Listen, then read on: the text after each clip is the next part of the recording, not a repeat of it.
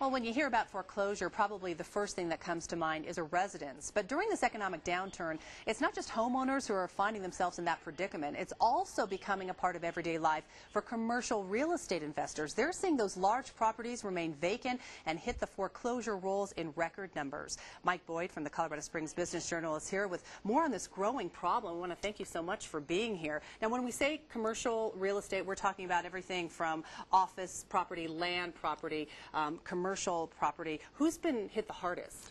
It really is across the board. It's like homeowners. It's in every price range. It's in every area. Here in El Paso County, we've got the first 3 pages of the foreclosure rolls, and those are all commercial properties right now. Wow, that's huge. That is huge. That's a big difference from last year. Those range in price from $29 million down to about $3 million.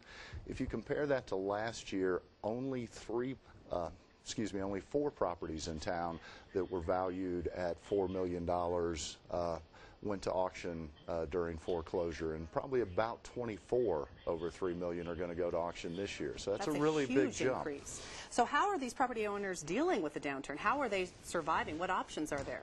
Well, the option is to try to work things out with the bank, just like if you were a homeowner.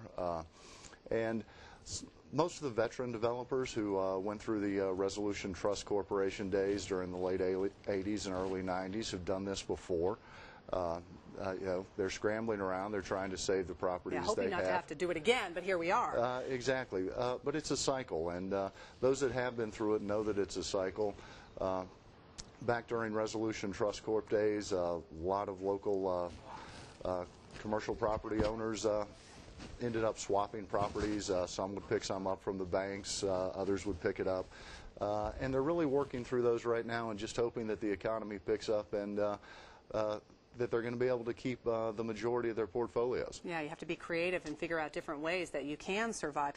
Really quickly, what are the obstacles ahead? What are the challenges that they're going to face over the next year? Well, the challenges ahead are they going to be able to either renegotiate their loans, work things out with the bank? If it's a retail property, are they going to be able to get tenants in so that they can get those rents coming in so that they can make their mortgages? If it's land, are they going to be able to either sell that land or come up with the money to develop that land so that they can make their payments? It's really going to be a difficult time for them, but like I said, most of the veterans have been through this before, and they're hanging in there, and they're optimistic and hopeful. Let's hope things do turn around for them. Mike Boyd, thanks so much. You can read this story, figuring out how it's affecting all of our local properties, right in this current issue at the Colorado Springs Business Journal. Pick one up today. Thanks, Mike. Sure.